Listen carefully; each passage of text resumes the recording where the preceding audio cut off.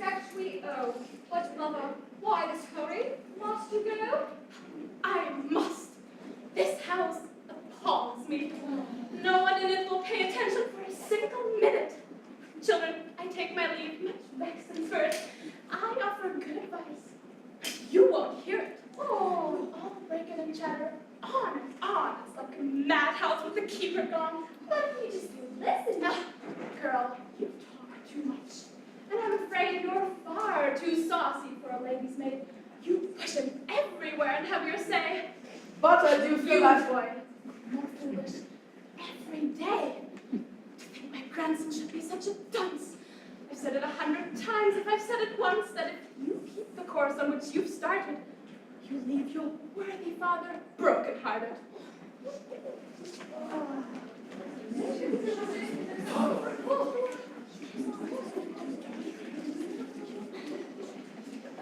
I hate that Anne, you, his sister, seem so pure, so shy, so innocent, and so demure. But you know what they say about still waters. I pity parents with secretive daughters. Oh, now, mother! And as for you, child, let me add that your behavior is extremely bad. And a poor example for these children, too. Their dear dead mother is far better than you. You're much too free with money, and I'm distressed to see you so elaborately dressed. When it's one's husband that one aims to please, one has no need of costly fripperies. Now, Madam Wade. You are brother, sir, and I respect and love you. If I were my son, this lady's good and pious spouse, I wouldn't make you welcome in my house. Oh! Worldly counsels, which I fear aren't suitable for decent folk to hear. Your man Tartuffe is full of holy speeches. And practices precisely what he preaches. He's a fine man and should be listened to. I will not hear him mocked by fools like you. Oh, God! You expect me to submit to the tyranny of that charming prince? To hear him talk, and he talks all the time. There's nothing one can do that's not a crime. He rails at everything, your dear Tartuffe. Ever he reproves, deserves reproof. He's out to save your souls, and all of you must love him as my son would have you do. Ah, no, grandmother. I can never take to such a rascal, even for my father's sake. That's who I feel, and I should not dissemble, because every action will receive and tremble with helpless anger, and I have no doubt he and I will soon have it out. Why to this beggar who, when he first came, had not a shoe or shoestring to his name, has so far forget himself that he behaves as if the house were his and we his slaves. Well, mark my words, your soul. You're far better if you obey the precepts to the letter. You see him as a saint.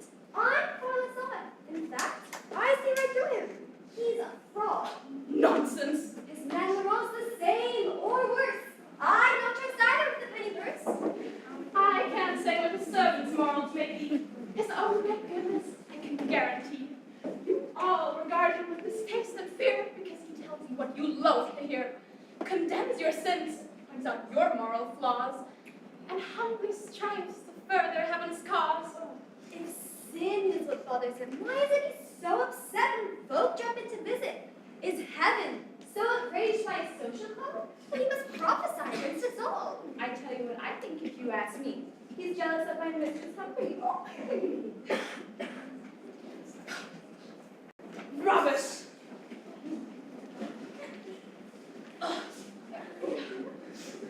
He's not alone, Sheldon, complaining, and all your promiscuous entertaining. Why, the whole neighborhood's upset, I know, about all these carriages that come and go, the crowds of guests parading in and out, and noisy servants fluttering about. In all of this, I'm sure there's nothing vicious. But why give people cause to be suspicious? They need no cause, they'll talk in any case. Madam, this world would be a joyless place. It feared what malicious tongues might say. We locked our doors and turned our friends away. Even if one so dreary a thing, you'd think those tongues would cease their chatter. One can't fight slander. It's a losing battle. Let us instead ignore their tittle-tattle. Let's strive to live by conscience clear to peace. Let the gossips gossip as they please. But there is talk against us. I know the source. It's death. Oh. And a little husband, of course.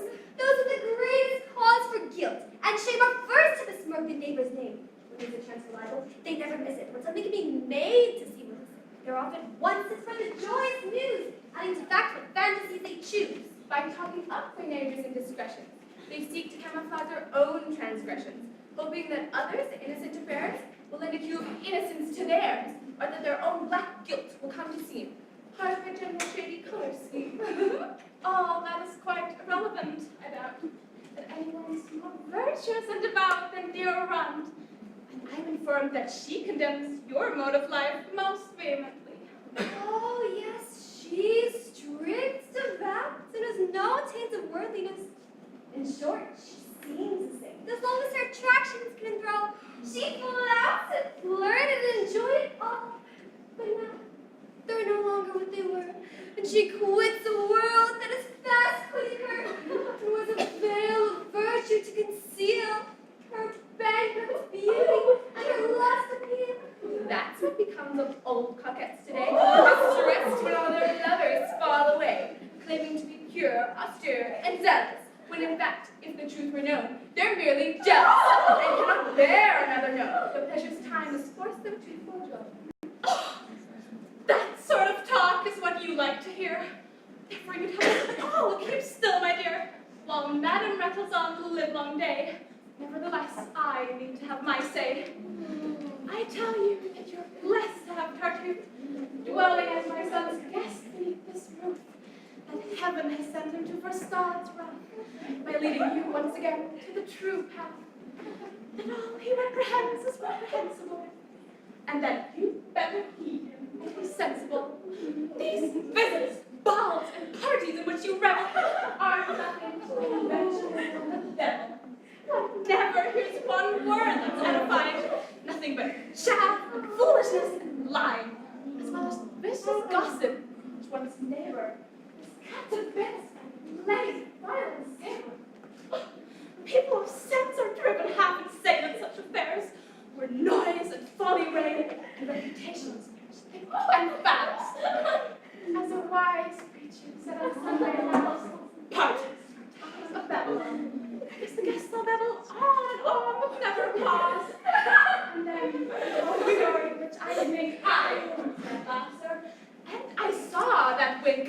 Go find your silly friends and laugh some more. Enough, I'm going, don't show me to the door. I leave this house much dismayed and vexed. I cannot say when I shall see you next. Wake up! Don't stand there gaping into space. Slap some sense into that stupid face.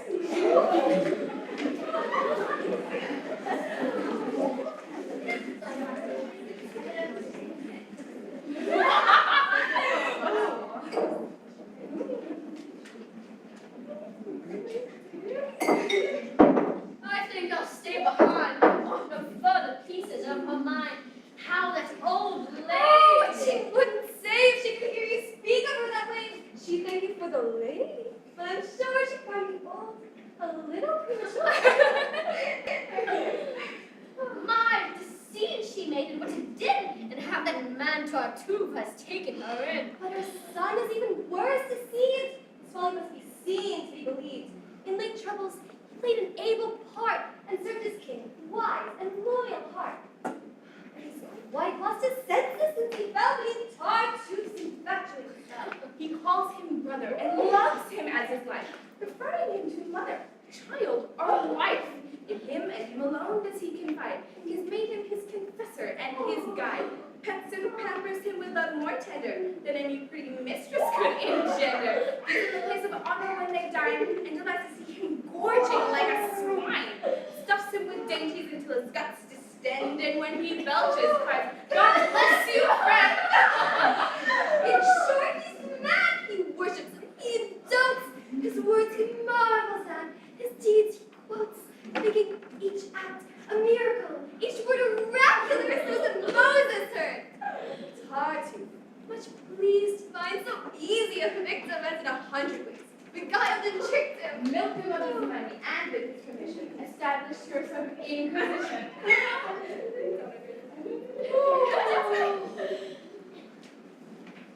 You did well not to follow.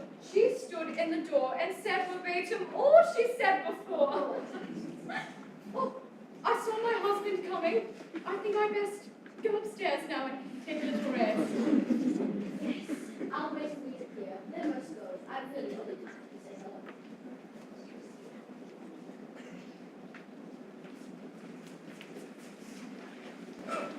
Sounded about my sister's wedding. I hear Tartuffe's against it. He's been urging father to withdraw his blessing. As you well know, father, most distressing. Unless my sister and Belay can marry, my hopes to marry his sister will miscarry, and I'm determined. He's coming!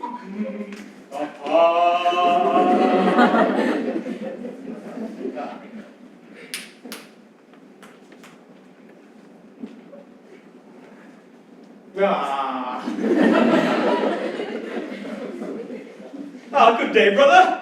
Well, welcome back. I'm sorry, I can't say it. How's the country? Blooming, I trust, and green? Excuse me, brother, just one moment. Doreen! To put my mind at rest, I always learn the household news the moment I return. Has all been well these 2 days I've been gone? How in the family? What's been going on? Your wife, Oh. 2 days ago, had a bad fever and a fierce headache, which refused to leave her. Ah, and Tartuffe? Why, he's round and red, bursting with health, and excellently fed. Poor fellow! Last night, the mistress was unable to take a single bite from the dinner table. Her head and pain, she said, were simply hellish. Ah, and Tartuffe? He ate his meal with relish and zealousy, devouring in her presence a leg of mutton and a brace of pheasants. Oh, poor fellow! Well, the pains continued strong, and she tossed and tossed the whole night long. Now icy cold, now burning like a flame, we sat beside her bed until morning came. Ah, and Tartuffe?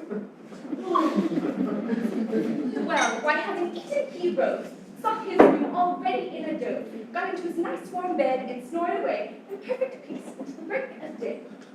Poor fellow! After much ado, we talked her into dispatching someone for the doctor.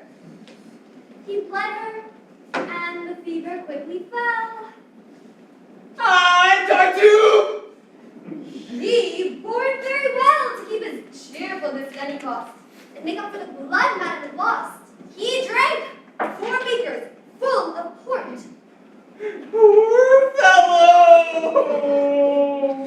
Both are doing well in short.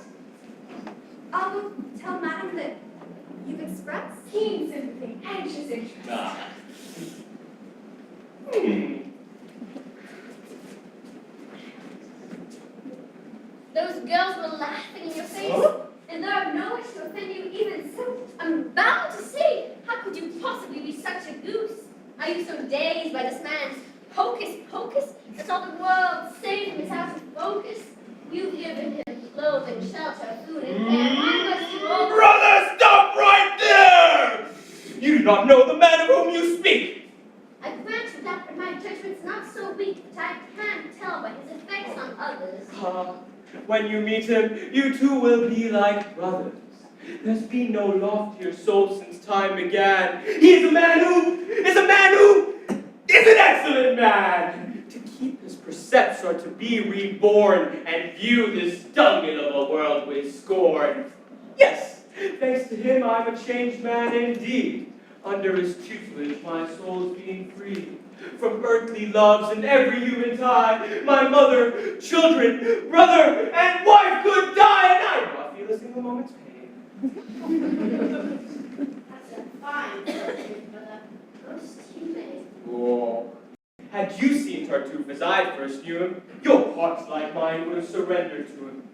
He'd come into our church every day and humbly kneel nearby and start to pray. He'd draw the eyes of everybody there by the deep fervor of his heartfelt prayer. He'd sigh and weep, and sometimes with the sound of rapture, he'd bend and kiss the ground. Mwah! And as I rose to go, he'd run before to offer me holy water at the door.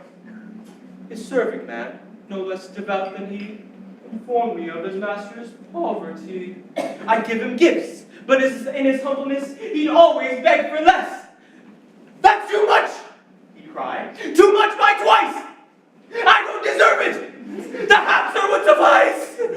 And when I wouldn't take it back, he'd share half of it with the poor, right then and there. Oh. Oh. Oh. At length, heaven prompted me to take him in, to dwell with us and free our souls from sin. He guides our lives and protects my honor, stays by my wife and keeps an eye upon her. He tells me whom she sees and all she does. And he seems more jealous than I ever was. And how austere he is. Why, he can detect a mortal sin where you least suspect. Last week, his conscience was severely pricked, because in his smallest trifles, he's extremely strict. Because while he was praying, he had caught a flea and killed it. So he felt so wrathfully.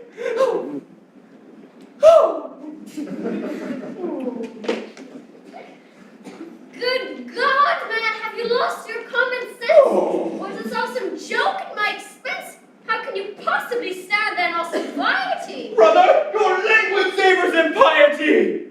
Too much free thinking has made your faith unsteady. And as I've warned you many times already, will get you into trouble before you're through. So I've been told by dupes like you. Being blind, you have all of us blind as well. There's a vast difference, so it seems to me, between true piety and hypocrisy.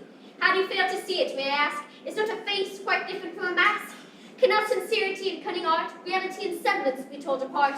Are scarecrows just like men, and do you hold that false coin as just as good as gold? But man's a strangely fashioned creature, who seldom is content to follow nature, who recklessly pursues his inclination beyond the narrow bounds of moderation, and often by transgressing reason's law, perverting lofty aim for noble cause. A passing observation, but it applies. Ah, brother, you're profoundly wise. You harbor all the insight of the age. You are one true mind, our only sage.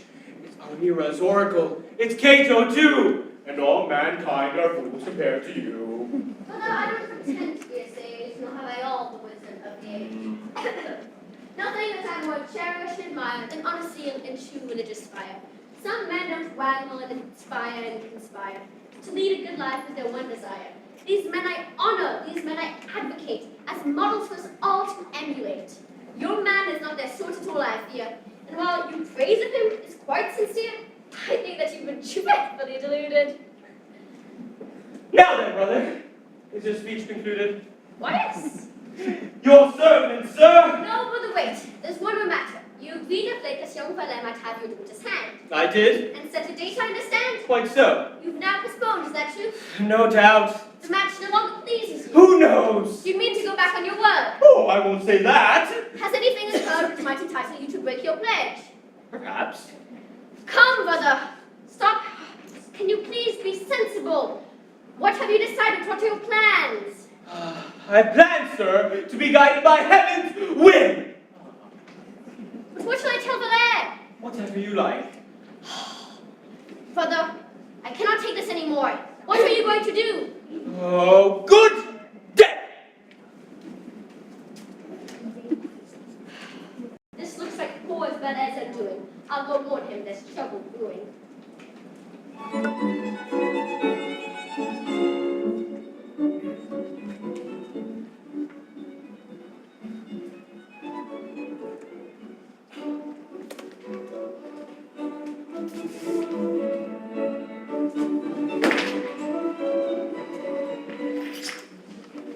Marianne!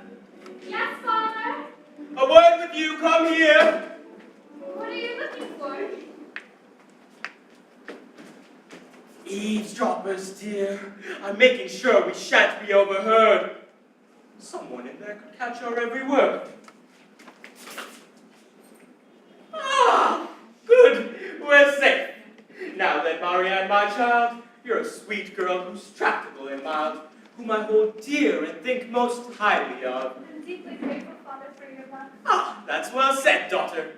And you can repay me if in all things you'll cheerfully obey me. To please you, sir, is what delights me best. Good, good. Now what do you think of Tartuffe, our guest?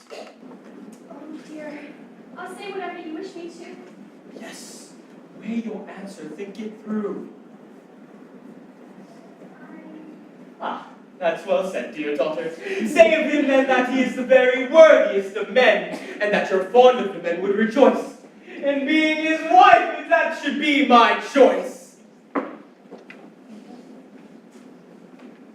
Well? What's that? Forgive me, pray. Well? Of whom, sir, must I say that I am fond of and would rejoice in being his wife if that should be your choice? Why, of Tartuffe! But, Father, that's false, you know. Why would you have me say what isn't so? Because I am resolved it shall be true. That is my wish should be enough for you. You can't mean, Father. Yes, Tartuffe shall be allied by marriage to this family. He's to be your husband. Is that clear? It's a father's privilege. What are you doing in here? Is curiosity so fierce and passionate you that you must eavesdrop in this fashion? There's lately been a rumor going about, based on some hunch or chatter about, no doubt, that you mean to wed Marianne to Tartuffe. You find it I've so... laughed it off, of course, as just a spoof. So you find it so incredible? I do. I won't accept that story, sir, even from you. Oh. Oh. Oh. Yes, go on. Have your fun. Oh. Well, you'll believe the thing when it's done. Yes. Go on. Have your fun. I've never been more serious in my life. Oh, God, daughter, you're to be his wife. no, don't believe your father. It's all a hoax. Oh, see here, young woman. Come, no more jokes. You can't fool us. How dare you talk that way? All right then, we believe you. Sad to say, but how a man like you, who looks so wise and wears a mustache of such splendid size, be so foolish as... Oh, silence, please. My girl, you take too many liberties. You must not forget that I'm the master here. Do, let's discuss this calmly. And don't be upset. You can't be serious, sir, about this plan. Look at that bigot one with Marion. Praying and fasting, not to keep him busy. And in terms of wealth and rank, what is he? Why should a man of property, like you, pick a beggar son-in-law? Oh, that will do. Speak of his poverty with reverence. His is a pure and saintly indigence, which far transcends all worldly pride and pelf. He lost his fortunes, he says so himself, because he cared for heaven alone, and was careless of his interest here below. I mean to get him out of his present straits, and help him recover his estate, which in his part of the world hold no small fame. Poor though he is a gentleman all the same. Doesn't it seem to you a trifle grim to give a girl like her to a man like him? When two were so ill-suited, can't you see the sad consequence, which is bound to be? For a young girl's virtue is imperiled, sir, when such a wedding's imposed on her. For when one's bridegroom isn't to one's taste, it's hardly an inducement to be chaste. Think, sir, before you place a riskier hope. This servant girl presumes to save my soul! You would do well to ponder what I've said. Ah, daughter, we'll disregard this dunderhead. Just trust your father's judgment. Oh, I'm aware that I once promised you to young Hilaire. But now I hear he gambles, which greatly shocks me. Once more, I've doubts of his orthodoxy. His visits to church, I note, are very few. We knew how to go the same hours as you, and kneel nearby to be sure of being seen. Oh, I can dispense with such remarks, Doreen. Tartuffe, however, is sure of heaven's blessing, and that's the only treasure worth possessing. This match will give you joys beyond all measure. Your cup will overflow with every pleasure. This match will give you love, and you two will be able to interchange those loves like two sweet cherubs or two turtle doves. No harsh word shall be heard, no frown be seen, and he shall make you as happy as a queen. And she'll make it hot cuckold, you wait and see. Oh, what language! Oh, the destiny is made for one. When the stars demand, your daughter's virtue surely can withstand. Oh, don't interrupt!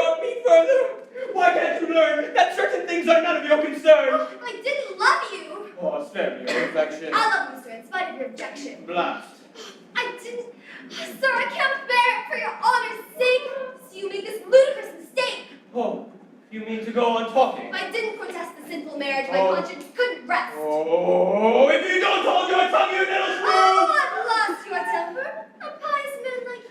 Oh, yes, yes, you talk and I'm mad and defiant. Once and for all, I tell you to be quiet! Quiet! But I'll be thinking hard. Okay, think all you like, but you had better guard that saucy tongue of yours, all right? Now then, my child, I've weighed this matter fully. It drives me wild that I can't speak. Tartuffe is no young dandy, but his person Is as sweet as candy. is such that if he shouldn't care for his other merits, They'll make a lovely pair. If I wish, no man would marry me against my inclination and go scot-free. He learned before the wedding day was over how readily a wife can find a lover. it seems you treat my orders as a joke. Why, what's the matter? 'Twas not to you I spoke. What were you doing? Talking to myself, that's all. Ha! One more with impudence and gall, and I shall give her a good slap in the face. Daughter, you shall accept, and with good grace, the husband I've selected. The wedding day. Why don't you talk to yourself? I have nothing to say. Oh, come, just one word. No, thank you, sir. I pass. Come, speak, I'm waiting. I'm not such an ass. In short, dear daughter, I mean to be obeyed, and you shall bow to the sound choice that I've made. I'm not like such a monster, even in jest. Whoa! Ah! Oh, daughter, that maid of yours is a thorough pest. She has me sinfully annoyed and nettled. I can't speak further. My nerves are too unsettled. She so upset me with her insolent talk. I'll calm myself by going for a walk. What? Have you lost your tongue? Lest I play your part and say the lines you ought to say. Faced with a fate so hideous and absurd, will you not utter one dissenting word? Good would it do a father's power is Resist him now, or it'll be too late. Tell him one cannot love, and a father's whim, and that you will marry for yourself, and not him. And since it is you who are to be the bride, it's you, not him who must be satisfied. But his Tartuffe is so sublime, he's free to marry him at any time. In fact, I was so long to father's strict control, I could not oppose him now to save my soul. Come, Marian, listen to reason, won't you? Valeris, ask your hand, do you love him, or don't? Oh, how unjust of you! What can you mean by asking me such a question, dear Doreen? You know the depth of my affection for him. I've told you 100 times how I adore him. I don't believe everything I hear. Who knows if your professions were sincere? They were, Doreen. You do me wrong to doubt it. Heaven knows I've been all too frank about it. You love him then. Oh, more than I can express. And he, I take it, cares for you, no less. I think so. And you both, equal fire, burn to be married. That is our one desire. What a Tartuffe. What of your father's plan? Oh, I'll kill myself if I'm forced to wed that man. I hadn't thought of that, of course. How splendid! Just die, and all your troubles will be ended. Oh, a fine solution. Oh, how it matters me to hear you talk in that self-pity key. It is most unfair that you have no sympathy for my despair. I have none for those who talk dribble and faced with difficulties whine and snivel. No doubt I'm taken, but it would be A true love requires a heart that's firm and strong. I'm strong in my affection for Valer, but coping with my father's is affair. Your father has grown so cracked over his dear Tartuffe that he can retract his blessing, though your wedding day was named. It's surely not Valer who's to be blamed. If I define my father as you suggest, would it not seem unmaidenly at best? Shall I defend my love at the expense of braveness and disobedience? Shall I parade my heart's desire? No! Clearly, you wish to be Madame Tartuffe. Who am I to criticize such much? Indeed, my dear, he's a brilliant catch. His ears are red, he has a pink complexion, and all in all, he'll suit you to perfection. Dear God! Oh, how triumphant you will feel to have caught a husband. So, dear. Oh, do stop teasing and use your cleverness to get me out of this appalling mess. I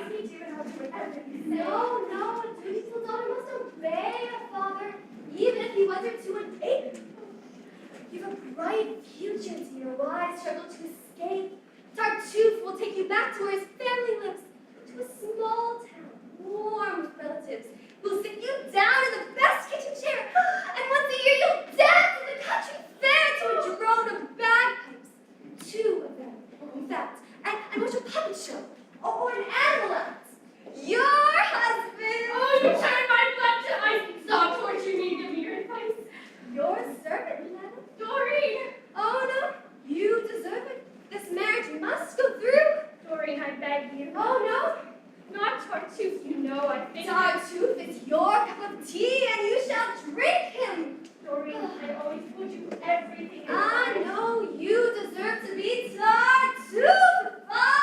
Well, since you mock me and refuse to care, I'll henceforth seek my solace in despair. Despair shall be my counselor and friend, and help me bring my sorrows to an end. There now, come back. My anger has subsided, and you do deserve some sympathy, I've decided. Doreen, if Father makes me undergo this dreadful martyrdom, I'll die, I know. Don't fret. It won't be difficult to discover some line of action. Where is she? But here's Valere, your lover. Madam, I've just received some wondrous news regarding which I'd like to hear your view. What news? You're marrying Tartuffe. I'm afraid that Father does have such an action matter. Your father, He madam. has just this minute said that it's Tartuffe wishes me away. Can he be serious? Oh, indeed he can. He's clearly set his heart upon the plan. And what position do you propose to take, madam? Why, I don't know. For heaven's sake, you don't know? No. Well. Advise me to. Marry the man, that's my advice to you. Oh, that's your advice? Yes. Truly? Oh, absolutely. You couldn't choose more wisely, more astutely. To give it didn't cause your heart to break? I gave it, madam, only for your sake. And it's for your sake that I'll take it, sir. Let's see which fool proves stubborner. So I'm nothing to you, it was flat deception when you... Please, enough of that, sir. You told me plainly that I should agree to wed the man that my father's chosen for me. And since you've deigned to counsel me so wisely, I promise, sir, to do as you advise me. Ah, no, it was not by me you were swayed. No, your decision was already made. Though now, to save appearances, you protest you're betraying me and my man. Just as you said. Quite so.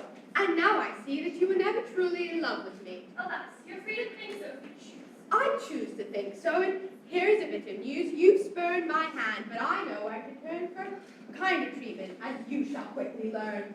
I'm sure you do. Your noble qualities inspire affection. Forget my qualities, please. They don't inspire you overmuch, I find. But there's another lady I have in mind, whose sweet and generous nature will not scorn to compensate me for the loss I've borne.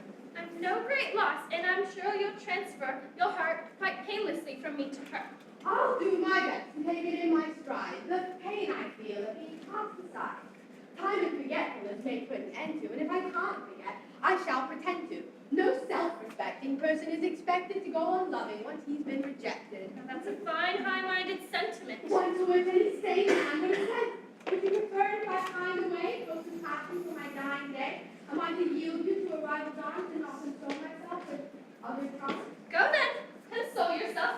Don't hesitate. I wish you did. Indeed, I cannot wait. You wish me to. Yes. That's the final straw. Madam, farewell. Your wish shall be my law. Splendid. This breach, remember, is of your making. It's you who've driven me to the step I'm taking. Of course.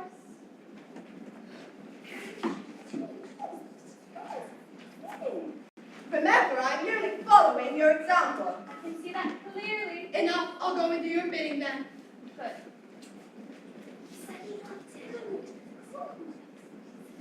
You shall never see my face again. Yes?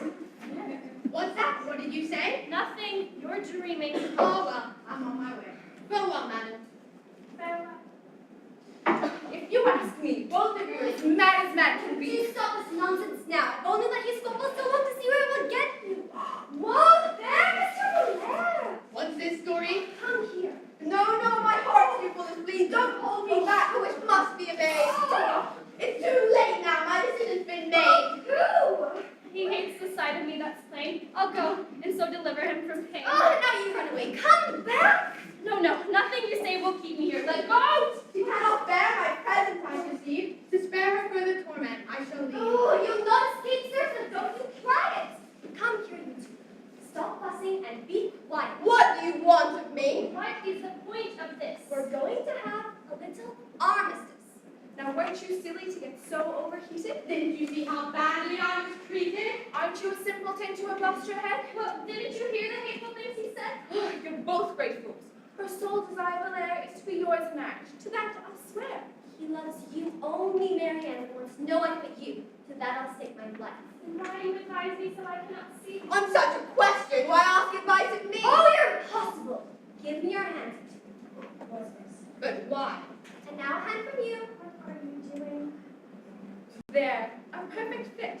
You suit each other better than you'll admit. Come. Don't be so haughty. Give a man a look of kindness. Now won't you, Marianne? I tell you, lovers are completely mad. Now come, admit that you were very bad to hurt my feelings as you did just now. I have a just complaint you must allow. You must allow that you are most unpleasant. Let's table that discussion for the present. Your father has a plan which must be stopped. Advise us then, what means must we adopt? All manner of means, and all at once. Your father's addled, he's acting like a dunce. Therefore, we better humor the old foster. Pretend to yield to him, be sweet and docile. And postpone as often as necessary the day on which you have agreed to marry. Thus we gain time, and time will turn the trick. For instance, sometimes you'll be taken sick, and thus will seem good reason for delay. Or a bad omen will make you change the day. You'll dream of muddy water, or you'll pass a dead man's hearse, or break a looking glass. All else fails. No man can marry you unless you take his ring and say, I do. But now, let's separate. If someone should find us here, our plan must be combined. Go tell your friends what's occurred. And have them urge her father to keep his word. Meanwhile, we'll stir her brother into action and get on Mary's to join our faction. Although each of us will try his best, it's on your true heart on which my hope shall rest. Regardless of the father may say none but the lair shall claim you as his bride. Oh, how those words content me, come what will. Lovers, until the river still be off now. One last word. No time to tag. You'll lead by this door, you'll lead by that.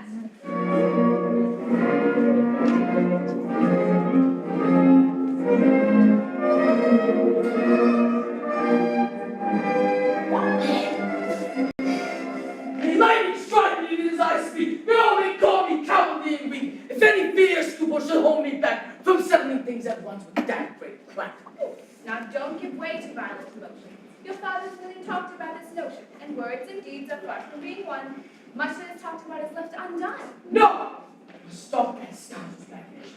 I will tell them off. I'm out of patience. Do calm down and be practical.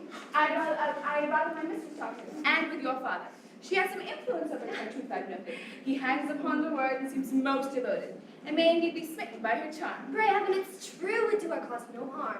She sent for him just now to sound him out on this affair you're so incensed about, and will find out where he stands, and tell him too what dreadful strife and trouble will ensue if he lends countenance to your father's prayer. I couldn't get in to see him, but his man says he's almost finished with his prayers. Go now, we'll catch him as he comes downstairs. I want to hear this confidence. And I will.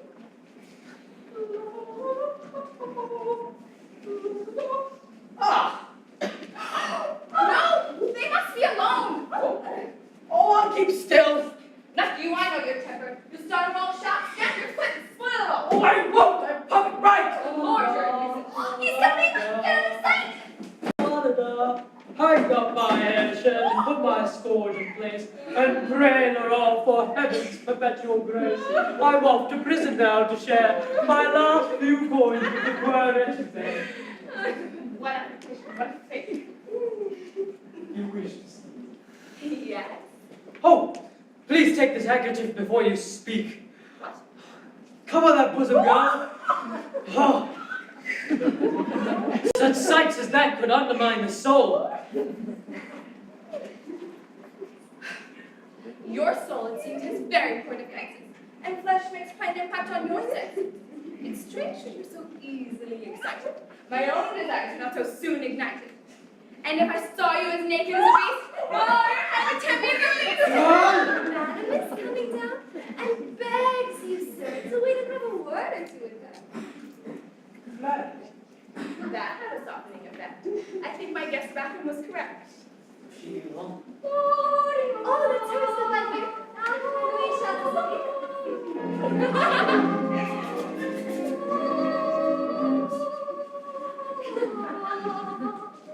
May heaven, whose infinite goodness we adore, preserve your body and soul forevermore, and bless your days, and answer thus the plea of one who is its humblest good. Oh, I thank you for that pious wish. But please, you take a share, and let's be more at ease.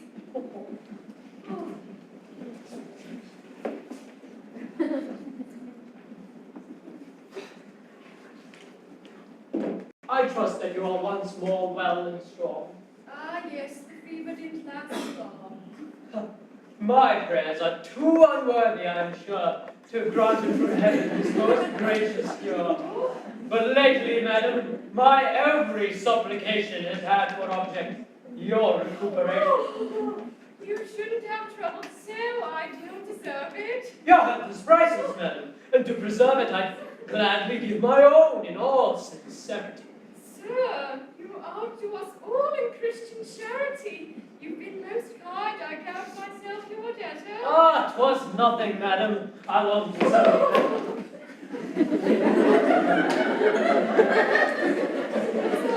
Private matter I'm anxious to discuss.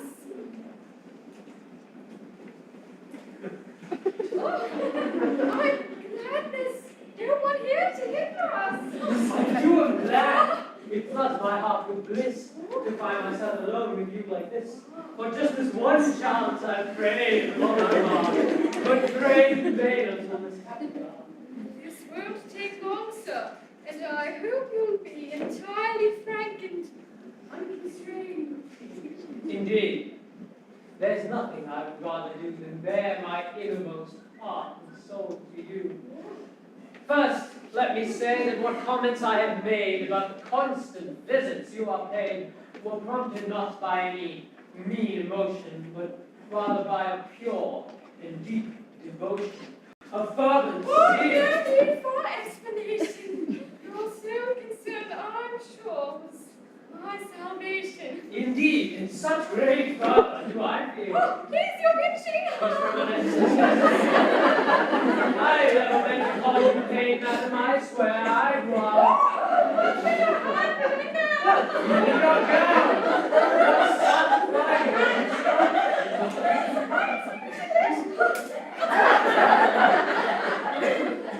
My, what lovely silk work on your dress. Your workmanship's miraculous, no less. I've never seen anything to equal it. Yes, quite.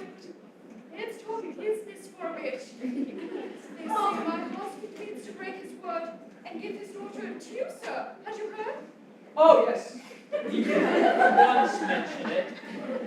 Yet I confess I dream of quite a different happiness. Oh, It's elsewhere, madam, that my eyes discern the promise of that bliss for which I yearn. I see. You care for nothing here below. Well, my heart's not made of stone, you know. All your desires mount heavenward, I'm sure, in scorn for that's earthly and impure. A love of heavenly beauty does not preclude a proper love of earthly pulchritude. Our senses are quite rightly captivated by those perfect works our Maker has created. That fair face, such beauties have been lavished. The eyes are dazzled and the heart is ravished. How could I look on you, O flawless creature, and not adore the author of all nature? Feeling a love most passionate and pure. For you, his triumph of self-portraiture.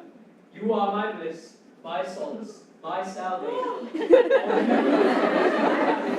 I bind your judgment, and as you think best, madam, I will be either miserable or blessed. Your declaration is most gallant, sir, but don't you think it's out of character? You would have done better to restrain your passion and think before you spoke in such a fashion. It then becomes a pious man like. I may be pious, but I'm human too. With your celestial charms before his eyes, a man has not the power to be wise. I know such words sound strangely coming from me, but I'm no angel, nor was meant to be.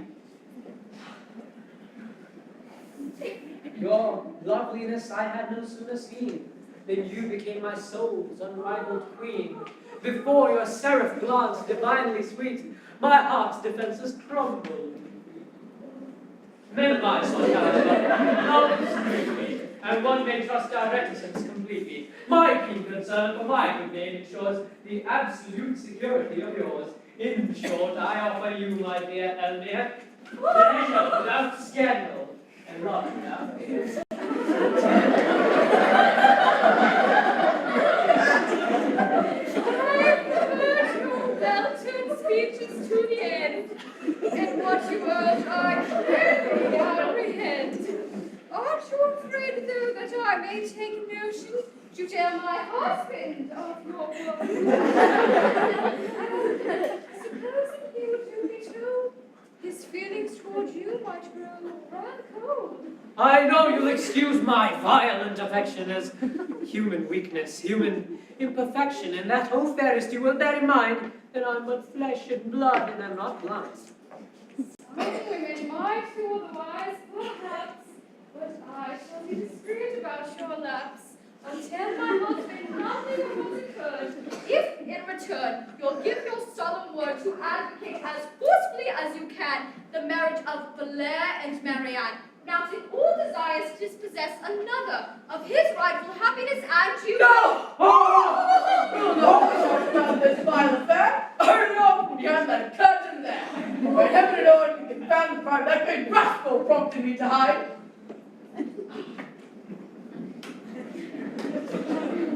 Now I've been long awaited the chance to punish his deceit and arrogance, and give my father clear and shocking proof that character in us. Why, no, to me. I'll be detective. You will study to deserve my leniency. I've promised silence. Don't make me break my word. To make a scandal would be too absurd. Good wives laugh off such trifles and forget them. Why should they tell their husbands and upset them?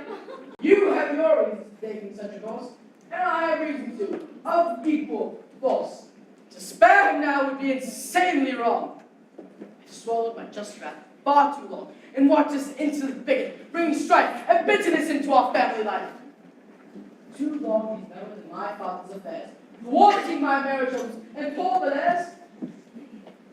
It's high time my father was undeceived. Now I prove that can't be disbelieved.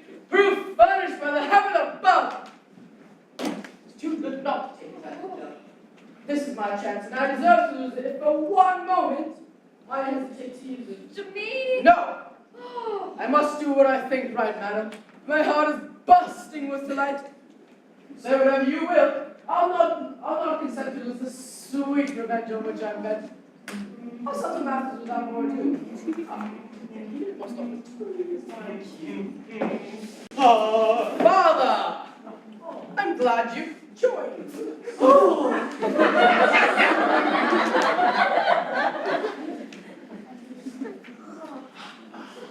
Let us advise you of some fresh news that which doubtless will surprise you. You've just been now paid with interest for all your kind and lovingness to our guest, and he's proved all his warm and grateful feelings towards you. But it's a pair of horns in which you reward you. Woo! Yes! I surprised him with your wife and heard his whole adulterous offer. Every word. And she, with all her too gentle disposition, would not have told you his proposition. But let's not make terms with brazen lechery, and I thought not to tell you. And I heard that one's husband's peace of mind should not be spoiled by a tattle of this kind. One's honor doesn't require to be proficient. Keeping men at bay is quite sufficient. These are my sentiments, and I wish to me that you adhered to me and held your peace. Oh. Can it be true, this dreadful thing I hear? Yes, brother, I'm a wicked man, I fear. A wretched sinner, all depraved and twisted, the greatest villain that ever existed. My life's one heap of crimes, which grows each minute. There's nothing but foulness and corruption in it. And I perceive that heaven, outraged by me, has chosen this occasion to mortify me. Charge me with any deed you wish to name. I'll not defend myself, but take the blame. Yes, believe what you are told, and drive Tartuffe like some base criminal from beneath your roof. Yes, drive me hence, and with a parting curse, I shall protest, for I deserve far worse. You deceitful boy! How dare you try to stain his purity with so foul a lie? Are you taking the process of love? Enough, you rogue, enough! Brother, don't be harsh with him. You're being unjust. Believe his story. The boy deserves your trust. Why, after all, do you believe in me? How do you know what I might do or be? Is it on my good actions that you base your favor? Is it on my pious face? Ah, no, don't be taken in by such hollow shows. I am far from being what men suppose. Although all the world takes me for a man of worth, I'm truly the most worthless man on this earth. Yes, my son, speak out, call me the chief of sinners, a liar, a murderer, a thief. Charge me with all the names that men abhor. I shan't protest, for I've earned them all and more. Yes, I'll kneel here while you pour them on my head as a just punishment for the life that I led.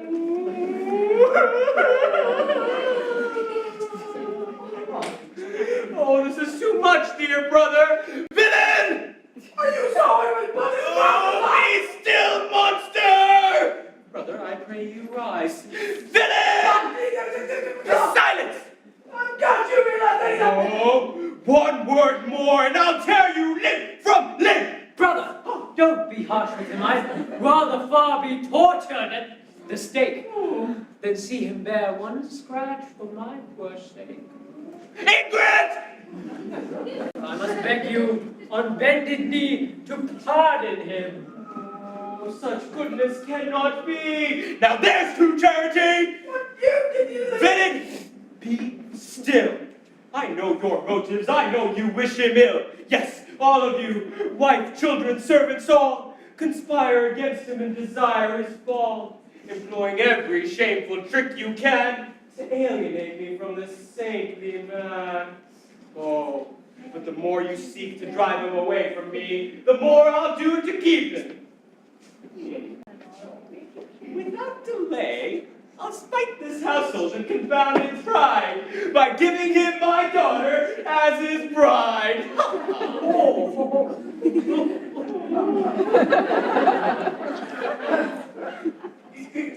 You're going to force her to accept his hand. Yes, and this very night, you understand, I shall defy you all and make it clear that I'm the one who gives orders here. Come, wretch, kneel down and clasp his blessed feet, and ask his pardon for your black deceit! I? As that swindler's pardon? Oh, why do you insult him and defy your father? A stick, a stick!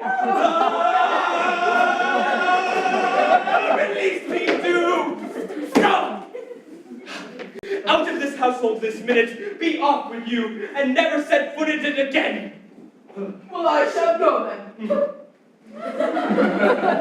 Well, do you feel that? Oh, well, go quickly then! I disinherit you, and empty purse is all you'll get from me. Accept my...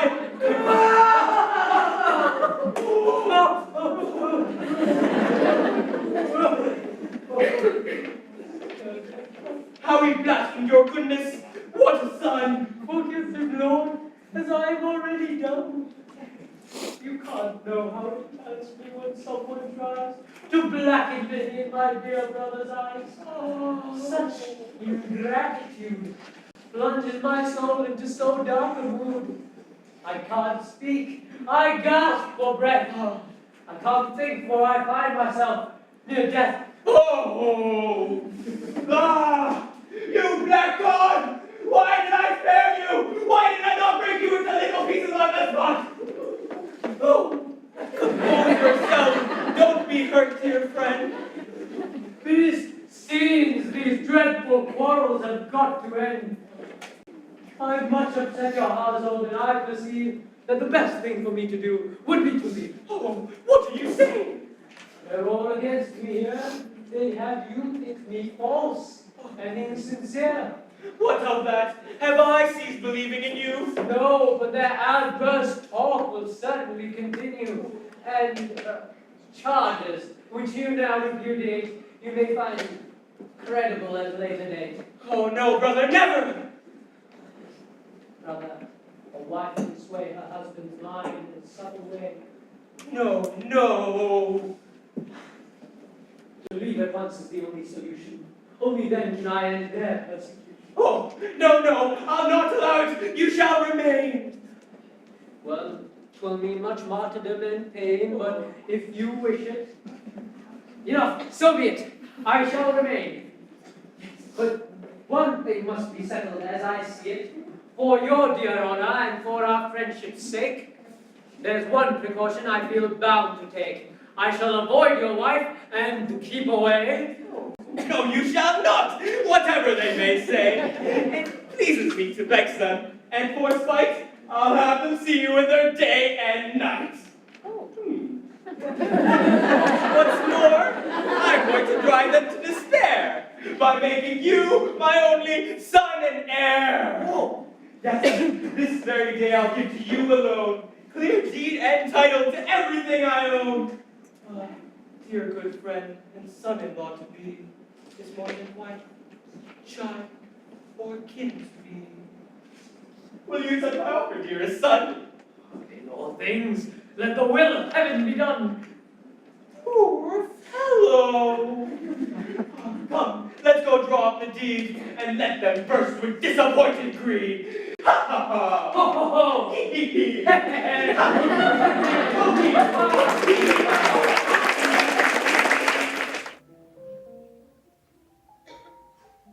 Yes, all the town's discussing it, and truly their comments do not flatter you unduly. I'm glad we've met, sir, and I'll give you my view on this sad matter in a word or two. As for who's guilty, that I shan't discuss. Let's say it was Dami who caused the fuss. Should you stand by and watch a father make his son an exile for your sake? Again, I tell you frankly, be advised, the whole town, high and low, is scandalized. This quarrel must be mended. My advice is not to push matters to a further crisis, nor sacrifice your wrath to God above, and help Dami regain his father's love. Alas, I should take great joy in doing so. I've nothing against the boy.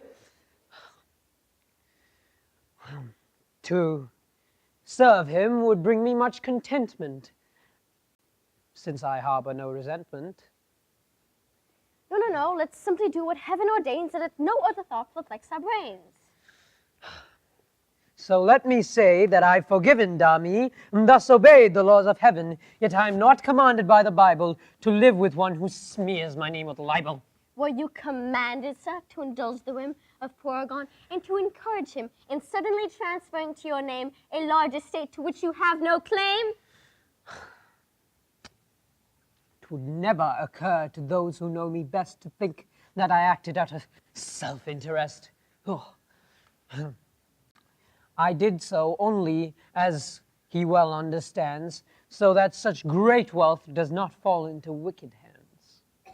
I'm shocked that you allowed Orgon to vote, and that you feel no self-reproach. This true religion match their lawful heirs may freely be deprived of what is theirs. Would it not be the decent thing to beat a generous and honorable retreat, rather than let the son of the house be sent for your convenience into banishment? So if you wish to prove the honesty of your intention... Sir, it is 3:30. I've certain pious duties to attend to. I hope my prompt departure won't offend you. If you could... Damn. Stay, sir, and help Marianne, for heaven's sake. She's suffering so, and I fear her heart will break. Her father's plan to marry her off tonight has left the poor child in a desperate plight. I hear him coming. Let's stand together now and see if we can change his mind somehow about this match we all deplore and fear. My dear Tartuffe. Oh, glad to find you all assembled here. This contract, my child, contains your happiness. What it says, I think your heart can guess. Sir, by heaven which sees me here distressed, and by whatever else can move your breast, do not employ a father's power, I pray you, to crush my heart and force it to obey you. Do not so embitter and enslave me, that I shall hate the very life you gave me. If my sweet hopes must perish, if you refuse to give me the one I've dared to choose, spare me at least, I beg you, I implore, the pain of wedding one whom I abhor.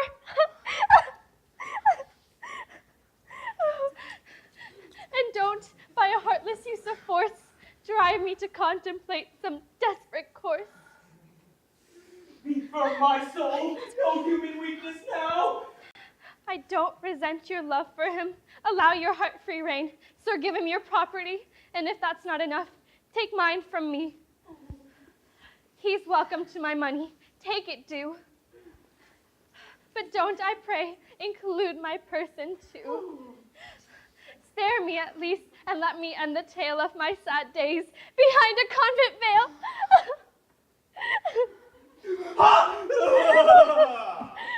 When crossing their amours, all lovesick girls have the same thought as yours. So, the more you loathe the man and dread him, the more ennobling it will be to wed him. Marry Tartuffe and mortify your flesh. Enough! Don't start your whimpering afresh. But why, sir, must you Oh, be still there! Speak when you're spoken to. Not one more bit of impudence out of you. If I may offer a word of counsel here. Oh, brother, in counseling you have no peer. Your advice is forceful, sound, and clever. I don't propose to follow it, however. Oh, I am amazed and don't know what to say. Your blindness simply takes my breath away. You are indeed bewitched and take no warning from our account of what occurred this morning. Oh, madam, I know a few plain facts, and one is that you're partial to my rascal son. Hence, when he sought to make Tartuffe a victim of a base lie, you dared not contradict him. Ah, but you underplayed your part, my pet. You should have looked more angry, more upset. When men make overtures, must we reply with righteous anger and a battle cry? Must we turn back their amorous advances with sharp reproaches and fiery glances? Oh, myself I find such offers merely amusing, and make no scenes and fusses in refusing. My taste is for good-natured rectitude, and I dislike the savage sort of prude who guards her virtue with her teeth and claws, and tears men's eyes out for the slightest cause. The Lord preserve me from such honor as that, which bites and scratches like an alley cat. I found that a polite and cool rebuff discourages a lover quite enough. Oh, I know the facts and I shall not be shaken. I marvel at your power to be mistaken. Would it, I wonder, carry any weight with you if I could show you that our tale was true? Show me. Yes. Ah, what? Come. What if I found a way to make you see the facts as plain as day? Nonsense! Do answer me. Don't be absurd. I'm not now asking you to trust our word. Suppose that from some hiding place in here, you learn the whole sad truth by eye and ear. What would you say of your good friend after that? Oh, I'd say nothing by Jehoshaphat! I'll not be shaken! Oh, you've been too long deceived, and I'm quite tired of being disbelieved. Come now, let's put my statements to the test. Now you shall see the truth made manifest. I'll take that challenge! Now do your uttermost to make good your empty boast. Oh. Send him to me. It may be hard to catch that cunning scoundrel off his guard. No, amorous men are gullible. Their conceit so blinds them that they're never hard to cheat. Have him come down. Please, leave us for a bit. Thank you. Pull up this table.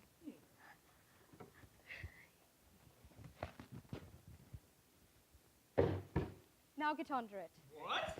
Oh, heavens, just do as you are bidden. Why there? Oh, I have my plans. We'll soon see how they fare.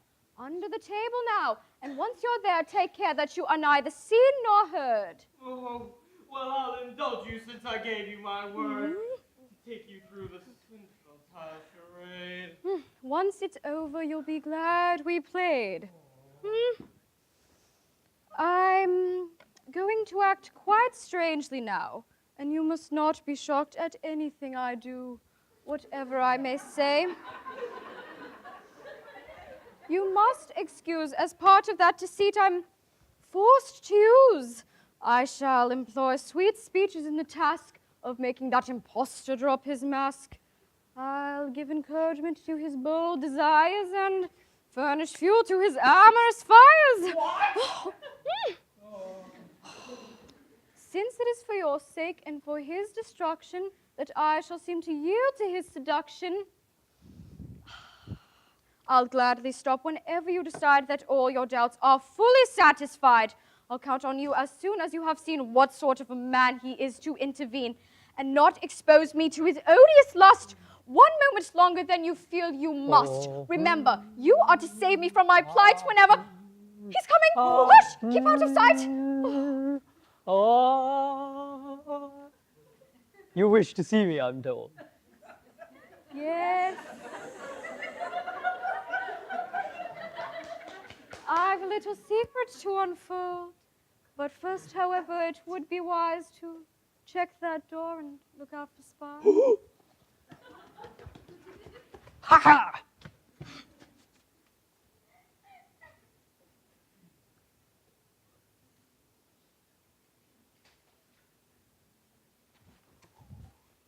Oh! Oh!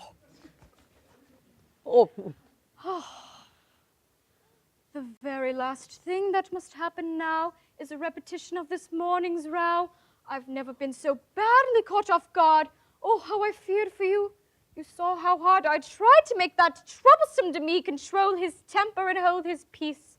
Oh, in my confusion, I didn't have the sense simply to contradict his evidence. But as it happened, that was for the best, and all has worked out in our interest. This storm has only bettered your position. My husband doesn't have the least suspicion, and now, in mockery of those who do, he bids me be continually with you, and that is why, quite fearless of reproof, I can now be alone with my Tartuffe, and why my heart, perhaps too quick to yield, feels free to let its passion be revealed. Your words confuse me, madam. Not long ago you spoke in quite a different style, you know. Ah, sir, if that refusal made you smart, it's little that you know of a woman's heart, or what that heart is trying to convey when it resists in such a feeble way. Always at first our modesty prevents the frank avowal of tender sentiments, however high the passion which inflames us. Still to confess its power somehow shames us. Thus we reluct, yet in a tone which tells you that our heart has been overthrown, that what our lips deny our pulse confesses, and that in time our no's will turn to yeses. I fear my words are all too frank and free, and a poor proof of a woman's modesty, but when I try to force you to undo the marriage plans my husband has in view, what more did my urgent pleading signify, if not that I admired you, and that I deplored the thought that someone else might own part of a heart I wished for mine alone? Madam, no happiness is so complete as when from lips we love come words so sweet. The nectar floods my every sense and drains in honeyed rivulets through all my veins. Yet I must beg your leave now to confess some lingering doubts as to my happiness. Might this not be a trick? Might not the catch be that you wish me to break off the match with Marianne, and so have feigned to love me? I shan't quite trust your fond opinion of me until the feelings that you've expressed so sweetly are demonstrated somewhat more concretely.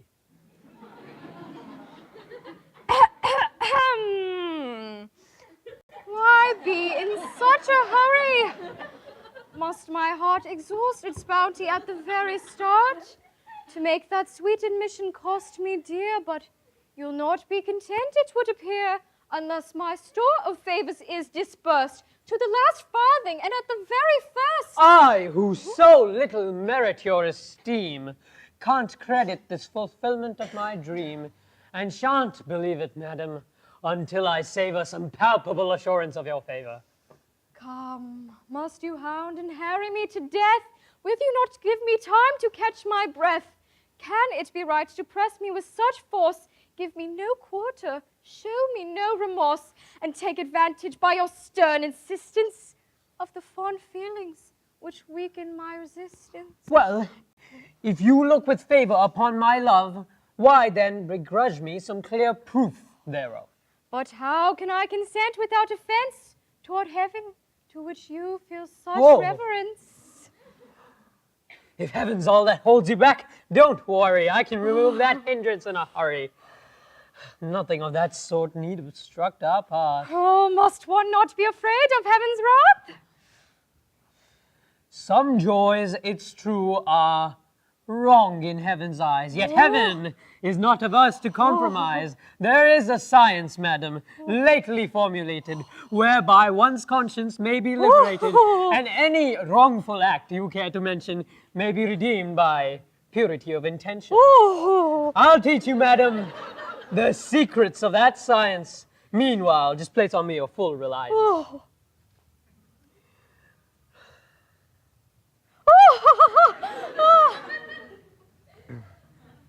Assuage my keen desires and feel no dread, for the sin, if any, will be on my head.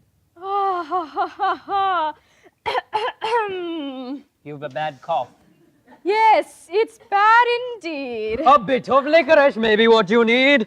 No, I've a stubborn cold, it seems. I'm sure it will take much more than licorice to cure it. How aggravating. Oh, more than I can say. Well, if it still disturbs you, think of things this way. No one will know our joys save us alone, and there's no evil, madam, until the act is known. It's scandal which makes it an offense, and it's no sin to sin in confidence.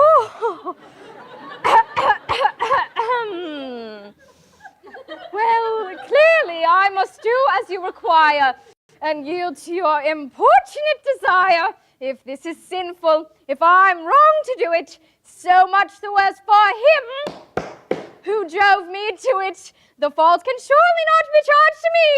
Indeed, madam, the fault is mine, if fault there be. And open the door a little and peek out.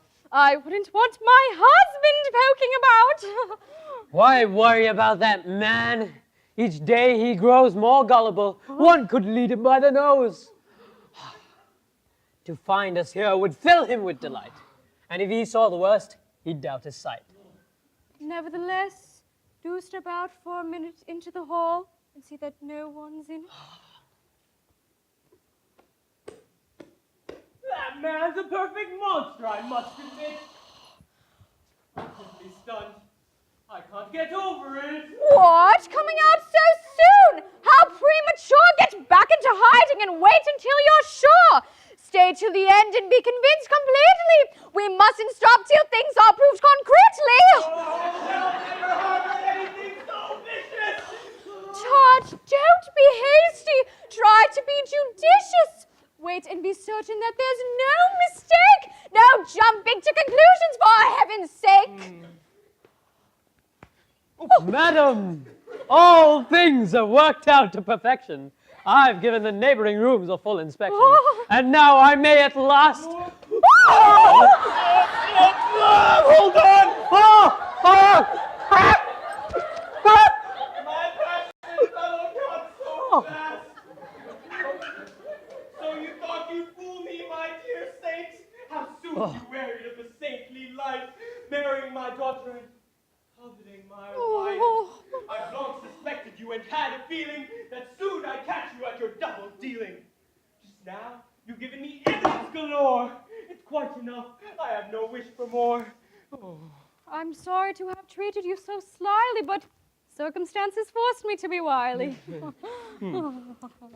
Well, brother, you can't think. Oh, not one more word out of you! Just leave this household without more ado. What I intended was... Yes, that seems fairly clear.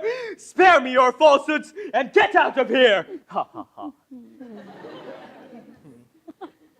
Ha, no! I'm the master and you're the one to go. This house belongs to me, I'll have you know. And I'll show you that you can't hurt me by this contemptible conspiracy. Those who cross me know not what they do, and I means to expose and punish you. Avenge offended heaven and make you grieve that ever you ordered Tartuffe to leave. Ha! What was the point of all that angry chatter? Oh, dear God, I'm worried this is no laughing matter. How so? Oh, I fear I understood his drift. I'm much disturbed about that deed of gift. You gave him? Yes, it's all been drawn and signed, but one more thing is weighing on my mind. What's that? Oh, I'll tell you. But first, let's see if there's a certain strongbox in his room upstairs. Oh.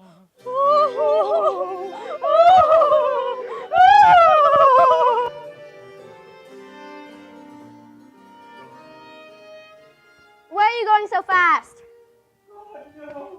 Then wait, let's have a conference and deliberate on how the situation's to be met. Oh, that strongbox has me utterly upset. This is the worst of many, many shocks. Is there some fearful mystery in that box? My poor what was his name again? Ah, yes. Francois had brought the box to me with his own hands in utmost secrecy. 'Twas on the very morning of his flight. It's full of papers which, if they come to light, would ruin him. Or such is my impression. Then why did you let it out of your possession? That cunning scoundrel got me to agree to leave the strongbox in his custody, so that, in case of an investigation, I could employ a slight equivocation and swear I didn't have it, and thereby, at no expense to conscience, tell a lie. Looks to me as if you're out on a limb, trusting him with that box and offering him that deed of gift were actions of a kind which scarcely indicate a prudent mind. Oh, just think of it. Behind that fervent face, a heart so wicked, a soul so base. I took him in, a hungry beggar, and then... Enough, my God! I'm through with pious men! Ah, there you go, extravagant as ever. Why can't you be rational? You never manage to take the middle course, it seems, but jump instead between absurd extremes. Shall you conclude that all men are deceivers and that there are no true believers? Let atheists make that foolish inference. Learn to distinguish virtue from pretense. Be cautious in bestowing admiration and cultivate a sober moderation. Yes. Father! Oh! I hear that scoundrel's order threats against you, that he pridefully forgets how in his need he was befriended by you, means to use your gifts to crucify you. It's true, my boy. I'm too distressed for tears. Leave it to me, sir. Let me trim his ears, faced with such insolence, one must not waver. Let me rejoice in doing you the favor of cutting his life short and your distress. What a display of young hot-headedness. Do learn to moderate your fist of rage. In this just kingdom, this enlightened age, one does not settle things by violence. I hear strange tales of very strange events. Yes, strange events which these two eyes beheld. That man's ingratitude is unparalleled. I save a wretched pauper from starvation, house him, and treat him like a blood relation, shower him every day with largesse, give him my daughter and everything that I possess. Meanwhile, that unconscionable knave tries to induct my wife and misbehave, to drive me from my house a ruined man and end a pauper as he began. Poor fellow. No, my son. I could never think him guilty of such a thing. How's that? The righteous were always maligned. Speak clearly, mother. Say what's on your mind. I mean that I can smell a rat, my dear. You know how everybody hates him here. Oh, that has no bearing in this case at all. I told you 100 times when you were small, that virtue in this world is hated ever. Malicious man may die, but malice never. No doubt that's true. But how does it apply? They've turned you against him by a clever lie. Oh, I told you. I was there and saw it done. Slanderers will stop at nothing, son. Oh, Mother, I'll lose my temper. For the last time I tell you, I was witness to the crime. The tongues of spite are busy night and noon, and to their venom no man is immune. You're talking nonsense! Oh, I saw it with my own eyes! Do you understand me? Must I shout it in your ears before you'll cease to doubt it? Appearances can deceive, my son. Dear me, we cannot always judge by what we see. A man deserves the benefit of the doubt. You should have waited and seen how things turned out. Dear God in heaven, what more proof did I need? Was I to sit there until he...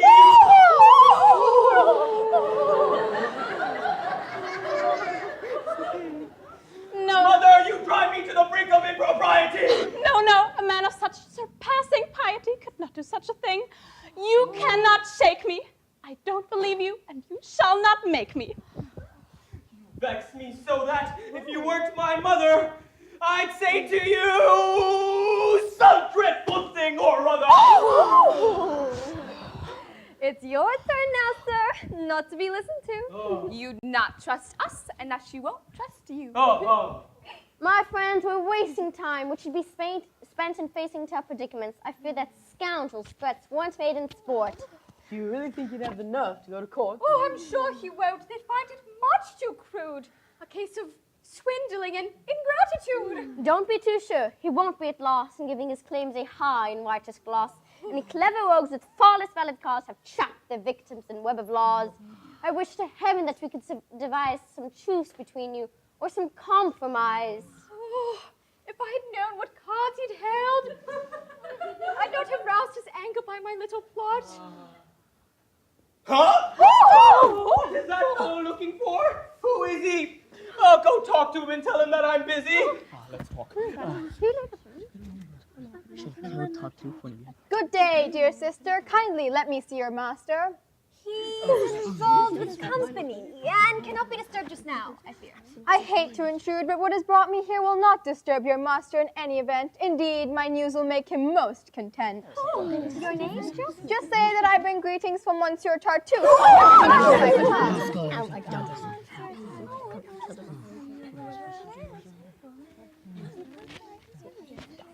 Sir, he's a very gracious man, and bears a message from Monsieur Tartuffe, which he declares will make you most content.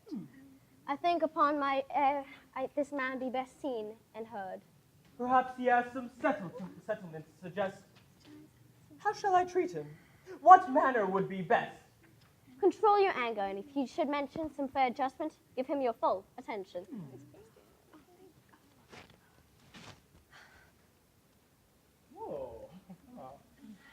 Good health to you, good sir. May heaven confound your enemies, and may your joys abound. A gentle salutation. It confirms my guess that he is here to offer terms. I've always held your family most dear. I served your father, sir, for many a year. Oh, sir, I must ask your pardon. To my shame, I can't recall your face or your name. Loyal's my name, and I come from Normandy. I'm a bailiff in all modesty. For 40 years, praise God, it's been my boast to serve with honor in that vital post. And I'm here, sir, if you will permit the liberty to serve you with this writ. Now, please, sir, let us have no friction. It's nothing but an order of eviction. Family out and make way for new occupants without detriment or delay, and give the keys. I leave this house? Why, yes, sir, if you please. This house, sir, from the cellar to the roof, belongs now to the good Monsieur Tartuffe, and he is lord and master of your estate by virtue of a deed of present date drawn in due form with clearest legal phrasing. Your insolence is utterly amazing. Young man, my business here is not with you, but with your wise and temperate father, who, like every worthy citizen, stands in awe of justice and would never obstruct the law. But... Not As for a million, sir, would you rebel against authority? I know that well. You'll not make trouble, sir, interfere with the execution of my duties here. Someone may execute a smart tattoo on that black jacket of yours before you're through.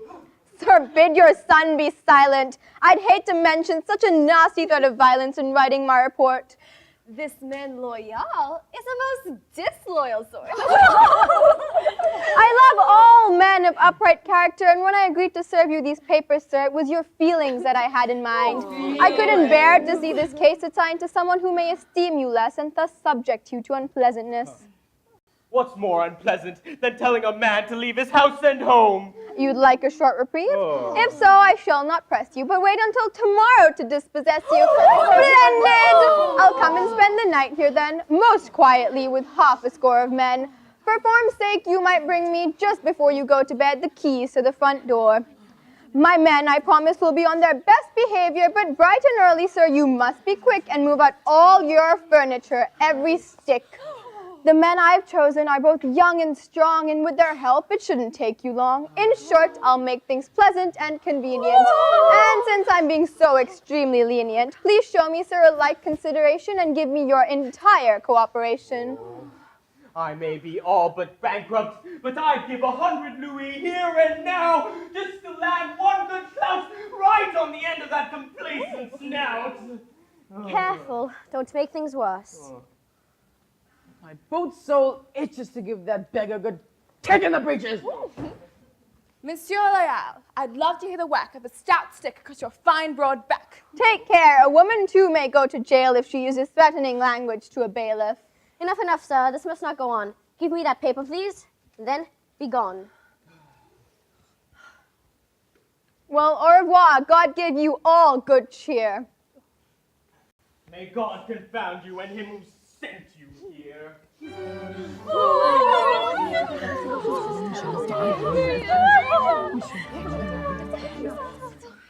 Now, Mother, was I right or not? This witch should change your notion of Tartuffe a bit. Do you perceive his villainy at last? I'm thunderstruck, utterly aghast. Come.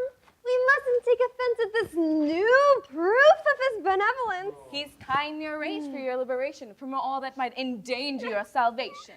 Will you two hold your tongues for once? Come, you must take action, and at once. Oh, yes, go tell the world of the low trick he's tried. The deed of gift is surely nullified by such behavior, and public rage will not permit the wretch to carry out his plot.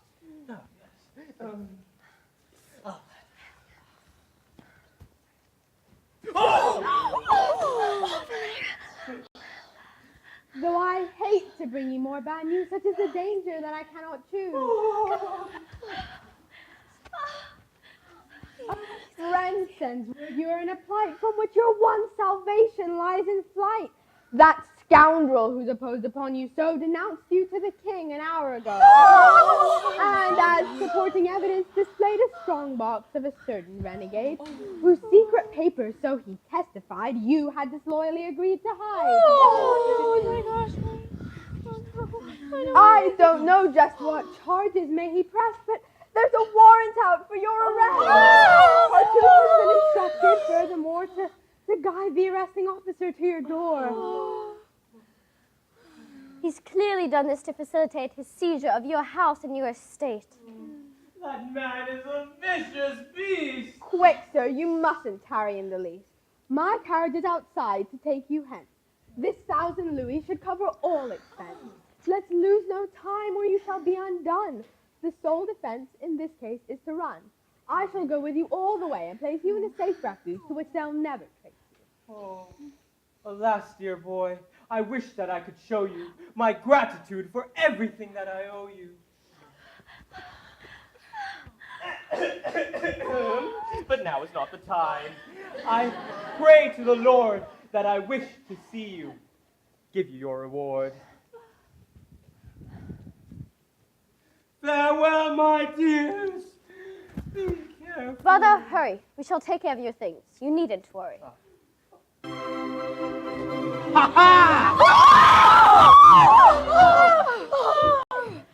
Gently, sir, gently. Stay right where you are. There's no need for haste. Your lodging isn't far. You're off to prison by order of the prince. Oh, this is a crowning blow, you wretch! And since it means my total ruin and defeat, at last your villainy is complete. You needn't try to provoke me. It's no use. Those who serve heaven must expect abuse. Oh. You are indeed most patient, sweet, and blameless. How he uses the name of heaven. Shameless. Your taunts and mockeries are all for naught. To do my duty is my only thought. Your love of duty is most meritorious, and what you've done is little short of glorious. All deeds are glorious, madam, which obey that sovereign prince who sent me here today. Oh, I saved you when you were destitute! Have you forgotten that, you thankless brute?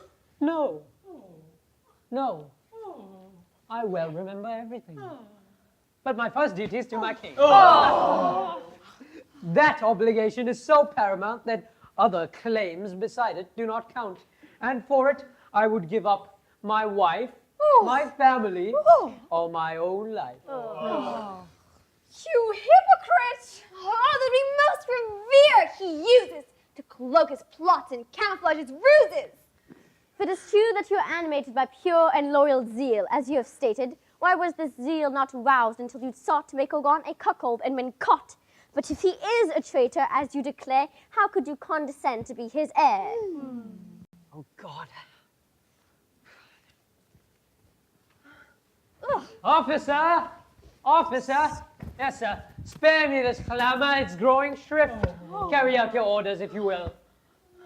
Yes, sir, thank you kindly. You are just the proper person to remind me. Come, you're off to join the other boarders in prison according to his orders.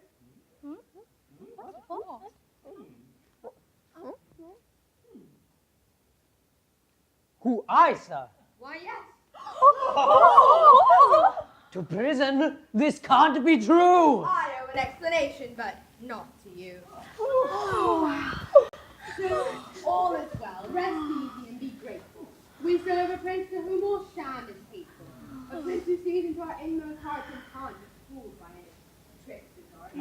The king you recognize, Tartuffe is one notorious by another name, who done so many vicious crimes one could fill 10 volumes with them. Best to be brief. Our sovereign was appalled by this man's treachery towards you, which he called the last worst villainy of a vile career, and bade me to follow the imposture here, to see how gross Olympia could be and force it to restore your property. And by the king's command, I hereby seize and give it to your hand. By royal order, it validates the deed I gave this rascal your estate.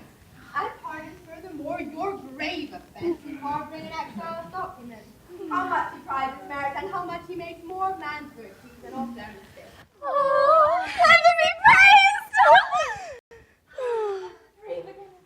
Oh, we're safe! I can't believe the danger's past. Well, wretch, now you see! Father, please, let's not descend to such indignities. Leave the poor wretch to his unhappy fate, and don't say anything to aggravate his present woes, but rather hope that he will soon embrace an honest piety, and mend his ways, and with true repentance move our just king to moderate his sentence. No. Meanwhile, go kneel before your sovereign stone, and thank him for the mercies he has shown. Well said. Let's go at once, gladly kneeling. Express the gratitude which all are feeling. Then, when one great duty is done, we'll turn with pleasure to a second one, and give Valere, whose love has proven so true, the wedded happiness which is due. Oh, so beautiful and cute!